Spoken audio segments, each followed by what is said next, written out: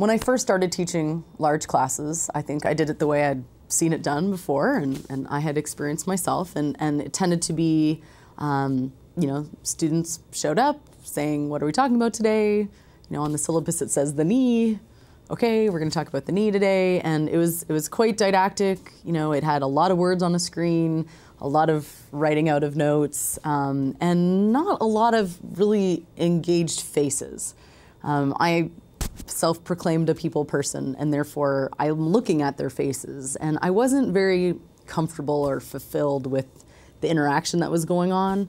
And so I started to try to think, well, what can I do to change? And you can't change the world overnight, but you can try to make little changes. And so, the next year I said, okay, what's the first step to making this class look different than it's looked before? What's one of my goals that I'm trying to meet? And so I think the very first one I did was to start asking questions versus always just having the answer up on the screen. I think that might have been the very first step that I took.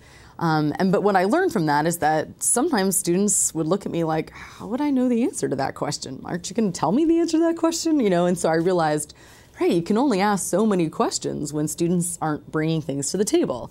And so I think then the next year I decided, okay, now I need to incorporate more of the, what kind of homework or what kind of preparation can students really bring so that they can answer the questions, because they really have some meat and potatoes in front of them to deal with.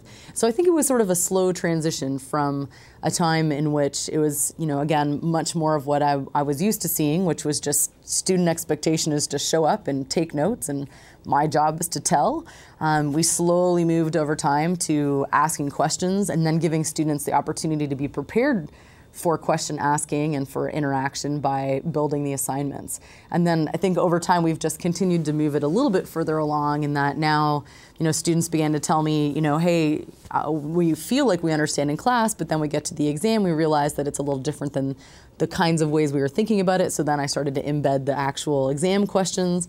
Then clickers became available. So then I used, clickers would be a good way to combine with the exam questions. So it's really been a slow process in the class. It morphed in big jumps maybe in the first 3 years, and then in much smaller ways over the next 3 years. But now, 6 years later compared to the beginning, it does look very different. But I'm a firm believer of you can't change it all tomorrow, because that's not realistic. So don't expect that of yourself. Instead, just set yourself one goal. It's one thing you want to change for the following year, and then do that.